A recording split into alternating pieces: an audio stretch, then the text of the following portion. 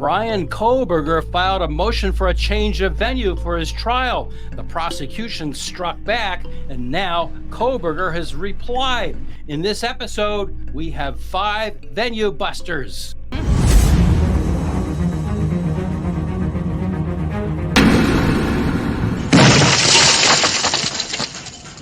Kohberger's defense wanted to change venues, and the prosecution said, no way. Now, the defense is arguing back. I'm Lainey Law. And I'm attorney Andrew Myers. And today we have intern Red with us. How are you doing, Red? I'm doing pretty good today. Awesome. So, we've been having a lot of back and forth about the venue with Kohberger, as a lot of you, I'm sure, are already familiar. It's been a huge media sensation, and they are arguing back and forth on whether or not they're going to be able to get a fair jury. The defense, for obvious reasons, wanted to change venue. The prosecution said no way. And the defense came back with what I found was a, surprisingly human way of presenting their complaints against trying to not change the venue, which I think a lot of us can sympathize. I think a lot of us, especially if you're on YouTube, realize how crazy some of the people have been on here. So we have 5 venue busters taking a look at Kohberger's attorney's reply brief. And, the central issue here is that there's just, they contend, way too much pretrial publicity, which taints the jury pool in Moscow, Idaho.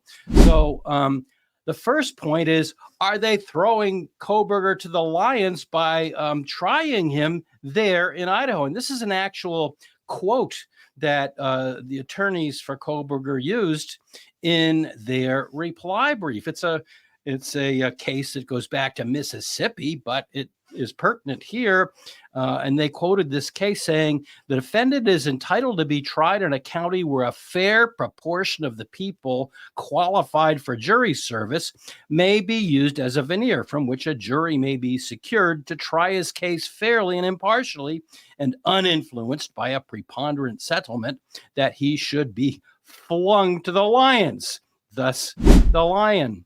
Number 4, and we're numbering these with a little bust because there have been statements that would we bust the jury? No, of course they're not going to bust the jury from Moscow, Idaho, all the way down to Boise, 300 miles away. But would they bust the witnesses and the attorneys from Moscow up to Boise? I mean, anyhow, so that's just explaining why we had the graphic. Venue buster number 4, the Kohberger attorneys have employed and filed documents from 5 experts.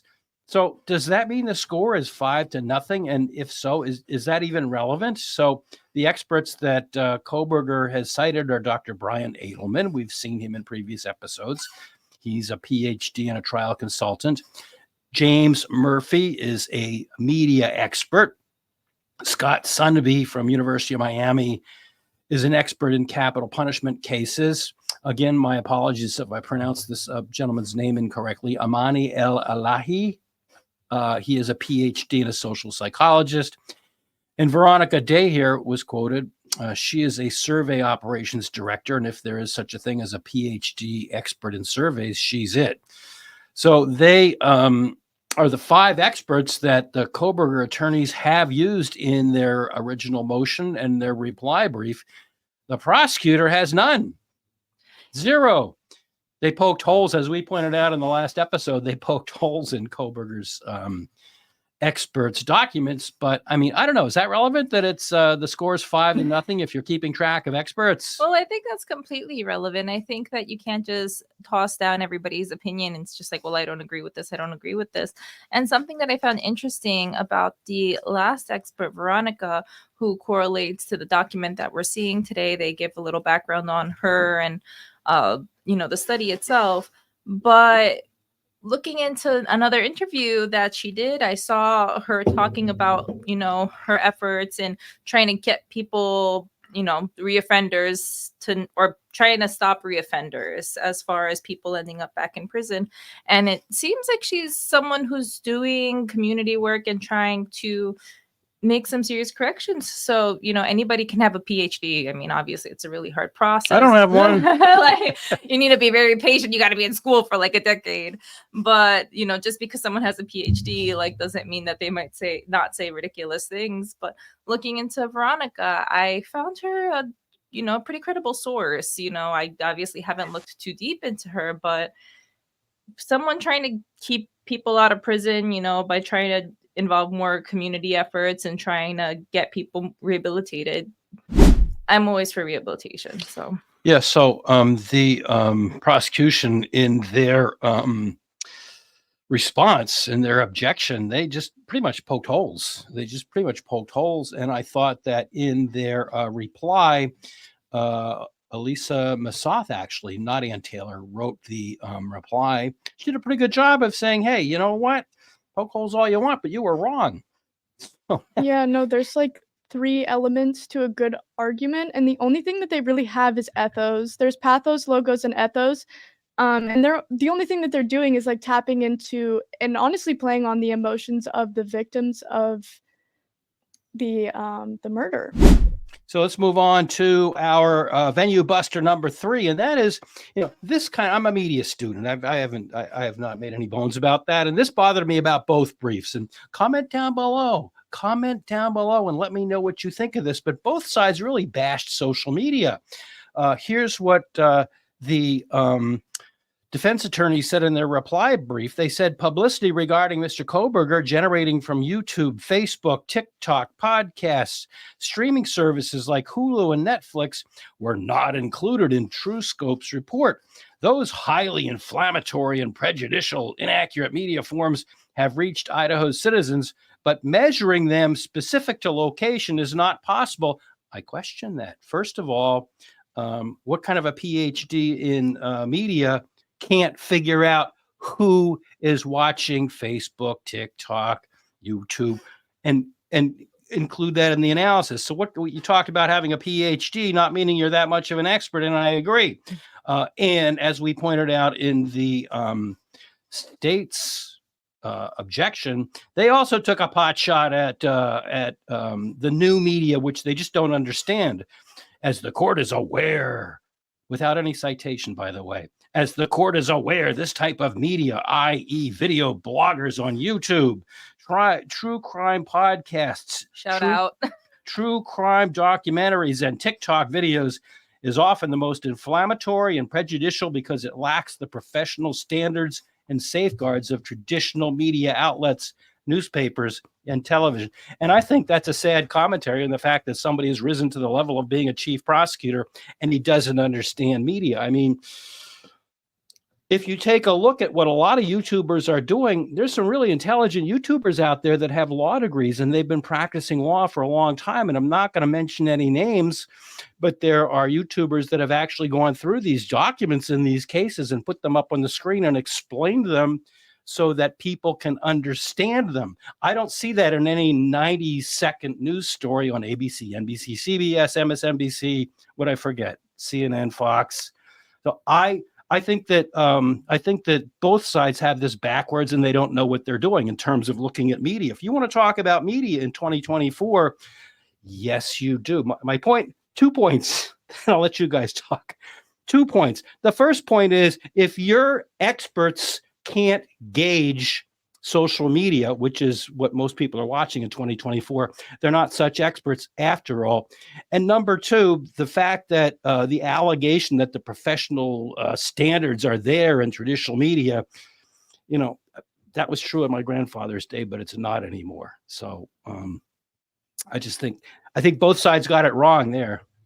And it's hard when you have a case where, they're trying to silence everything with the gag order, but we're humans. Our nature is to be more investigative and we want to know more. And you're right, with the news stations aren't really going through and explaining these things.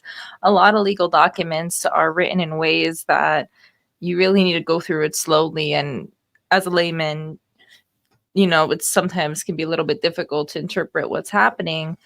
And I think you made a good point where a lot of the people on social media are legal experts and are trying to clarify things for people and are trying to seek clarity themselves. I'm not going to deny the fact that, you'll have someone with a faceless TikTok account saying all these crazy things, AI generated videos. There's inflammatory media, but Well, if you want to talk yeah. about inflammatory media, take a look at Court TV. I've already talked in previous episodes about the case against Bryan Kohberger, where they dragged in for, just to make it look like they were being fair, one defense attorney. Now there's a new one out. Now Court TV has done a new inflammatory series. And again, I like Court TV. They let me go home at night and sit on the couch and watch trials. But if you want to talk about inflammatory media, look at Court TV's new special that just came out the week we're doing this episode, and it looks at one YouTuber who knows in his mind, and he says strongly that Kohberger is guilty. Look at this fuzzy vision of the car going back and forth and back and forth, and he's the only person in the whole world that could have had a fuzzy vision of a car going back. So don't tell me that that YouTubers are inflammatory when you have major media putting out one-sided things saying that Kohberger is guilty. Then you have a lot of good YouTubers. And again, I'm not going to mention names. And some of them, as has been pointed out to me earlier today before we went on, have been on for a long time. And they actually take a look at the live streams from court, and they'll stop it and explain what's going on. They'll take people in chats and answer questions about what's going on in a trial. This was really so in the Murdoch trial, where there were a lot of questions, and some of the YouTubers would stop the testimony, explain to people what's going on. So if you want to talk about one type of media being inflammatory and the other that's not, I don't think that either side really understands the nature of the media in 2024. And by the way, before there was cable TV and good metrics for measuring who's watching what, way back in the 1960s, there were pollsters that were able to poll media. So, all right, maybe I've gone too long on that one. So let's go to number 2, which is moving the trial to Nez Perce. It had been stated that, maybe expanding the jury pool, the prosecution had said that expanding the jury pool to Nez Perce County was something that should have been done. But as is being pointed out now, direct quote here from the reply brief by Kohberger's attorneys, is not a remedy because the residents of Lewiston and Nez Perce are in the same designated market area as Latah County. They have been exposed to the same excessive media coverage. They have proximity to and share the same pressure to convict that exists in Latah County. Even the two counties combined do not reach even a third of the size of the available jury pool in Ada County. The residents of Nez Perce County have been exposed to 36% of the total media coverage and are more than 10 times more likely to encounter coverage as compared to residents of Ada County. So, they're pointing out that just bringing in jurors from a nearby county isn't going to do it, where the Ada County is 10 times the size and there's more potential jurors. I don't know. Doesn't that make sense? I mean, ultimately, we want a wider jury pool. The whole selection process of the jury is crazy to me, especially like I've mentioned a lot of times before with this case, is like if you have local residents, like there's almost kind of a bias that they need to have in order to feel safe in their community. I definitely agree that increasing the jury pool is going to help, but at the same time, there's so much coverage of this. It's hard to determine. I mean, that's why it's important to be doing these surveys and to try to figure out where people have these biases and where people are being exposed to these type of things. Yeah. So just moving it is not necessarily the best thing to do. But the final point I have in my venue busters is, as Alyssa Massoth pointed out in the reply brief on behalf of Bryan Kohberger, 3 huge capital cases in Idaho have recently had a venue change. 2 of them we've talked about before: State versus Lori Vallow and State versus Chad Daybell. Big cases. And State versus Brian Drips, another major case, had a change of venue. And this, interestingly, this comes right directly out of the reply brief. All of these cases stem from southeastern Idaho. The courts in these cases all granted a change of venue with a motion supported by evidence of extensive media coverage. None of these cases presented extensive expert surveys, and none of these cases presented experts specializing in the science behind juror decision-making. So I guess what Alyssa Masath and Ann Taylor are saying is, hey, we've given you a lot more of a basis to make a change of venue. We've given you 5 studies. We've analyzed the media. We've done all this stuff.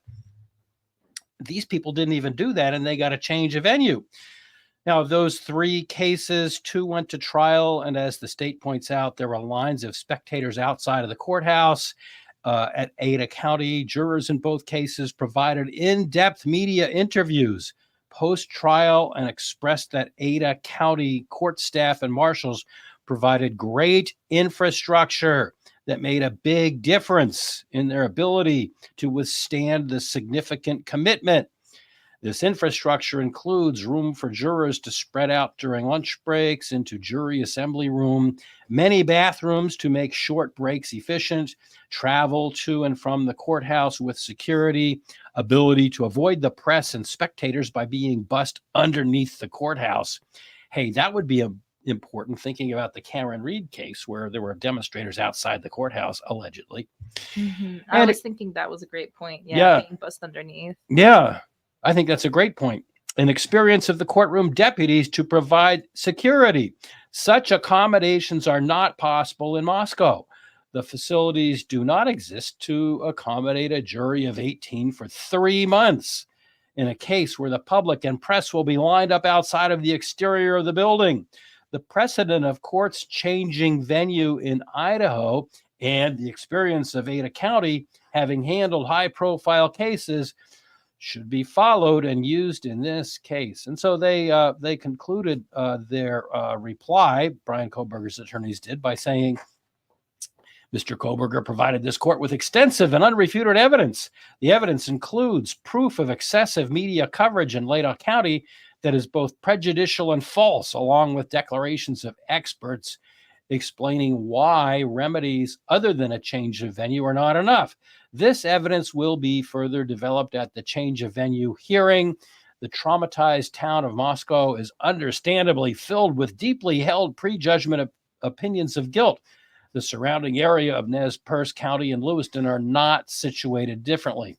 The issue of venue reaches finality with a change to Latah County because the Latah County mob mentality, I like that, the Latah County mob mentality will never produce a veneer that results in a cross-section of the community. And as I pointed out before, this was signed, interestingly, by Alyssa Masath and not by Ann Taylor. I just thought that was an interesting little aside.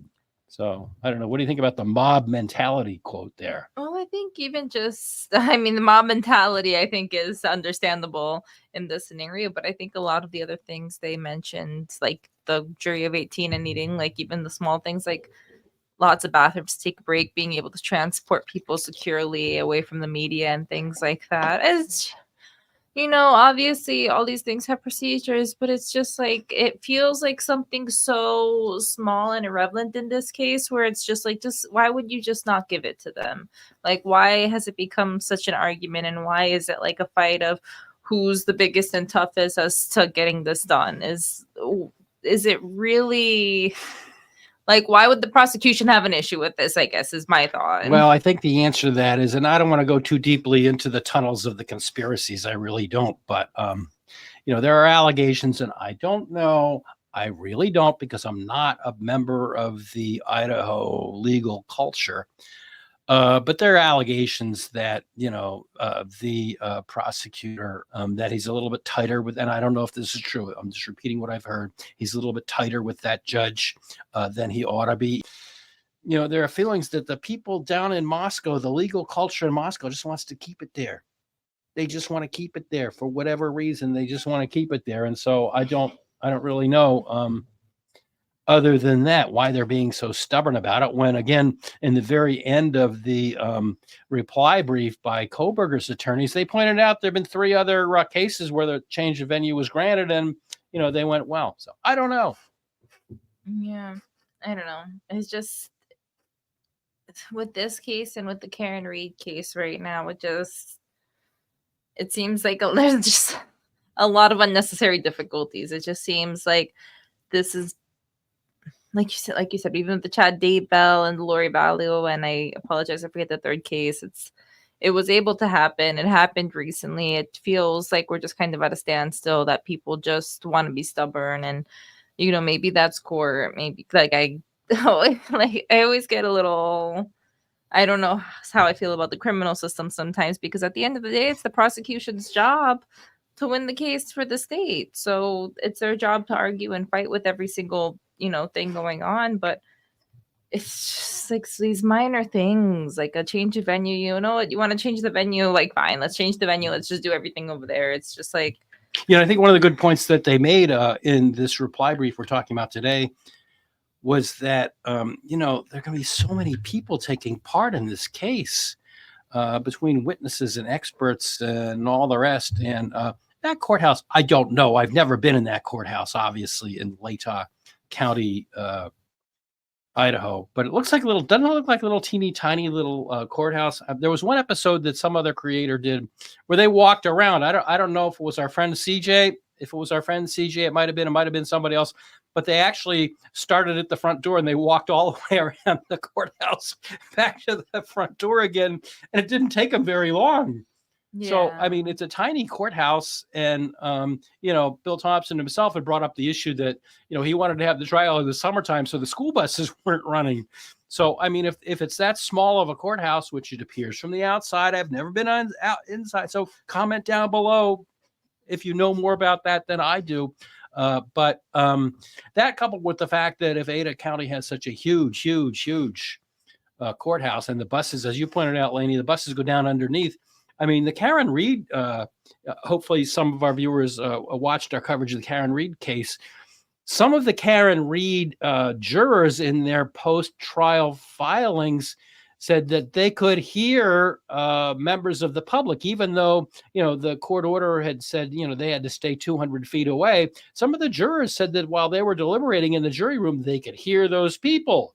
So we had commenters that said, oh, they couldn't have because they were that far away. 200 feet isn't that far away. It's like 2/3 of the length of a football field. And if you've ever been to a football game, even a high school game, you can hear the people 2/3 of the way down, can't you? Well, I mean, even when we were watching one of the, hearings recently, there was a point where you could hear the car honking outside. Oh, yeah. Remember that? It's just, I don't want to hear that you can't hear what's going outside that courthouse, because us as viewers can hear what's going outside that courthouse. Yeah, it reminds me of my office in North Andover, Massachusetts, where I was for 27 years. We would try to do depositions, but the problem was the fire station for North Andover was right down. They moved the fire station, and I don't have that office anymore. We've moved, but you couldn't conduct a deposition without telling people, once you hear the fire trucks, just stop and wait. But anyhow, so I thought that was a really good point, that, if jurors are tainted or interrupted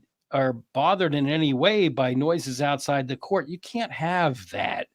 And if they can come and go underground, I don't know. Now, I would be remiss. We talked about the mob mentality. So I would be remiss if I did not point out something that Alyssa Masath said in the very beginning of this motion. And we've just done our 5 points, but this is one thing I just did want to point out. This is the actual document, the reply to state's objection to defendant's motion for a change of venue. And I know I've said in the past, I don't like it when creators just, even though I said I thought they were great earlier in this episode, I get bored if they just read everything. But let's just read a little bit of this. Comes now, Bryan Kohberger, by and through his attorneys of record, hereby submits this reply to the state's objection to his motion for change of venue. The pressure to convict Bryan Kohberger is so severe that Latah County survey respondents said if he wasn't convicted, they'd burn the courthouse down. Outrage would be a mild description. They would probably find him and kill him. They would likely be a riot and wouldn't last long outside because someone would do the good old boy justice. Enraged, strong opinions, firing of officers. And the last quote was, riots, parents would take care of them.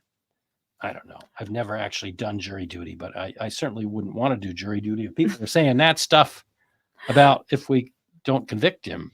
Yeah, and I think the defense did a very good job appealing to the emotions here. And this, when I was looking through this document, I did find it a bit more readable than what you find traditional legal documents. I think it's interesting. The way I interpreted this almost is like as if they're writing to the people that are looking at these documents and not the court themselves. I feel like the document is issued almost knowing that it's going to be denied, but I think that this was written in a way that is going to get a reaction from the community, which I think, maybe is their intent at this point, because it doesn't seem like they're getting attention from, judge and the prosecution. I don't know. That was just my interpretation of this, where they used a lot of strong emotional language and they tried to be very clear with what they were saying. And I found that really interesting and standouting from the document itself. Okay, so will this motion be allowed? Will they change the venue or will they not change the venue? What are the points that'll be considered? In our next episode, we're going to talk to a long-time criminal defense attorney right next door in Washington State and ask him what he thinks about this reply brief and what he thinks about whether or not this will be allowed. Whether you are in the grocery store, the gas station, or anywhere else, please remember to be kind to people. You don't know what they're going through. And the same goes for our comments section. We want you to comment, but be nice, be kind, be positive if you can. And thank you for watching. Be sure to like and subscribe. Have a good one.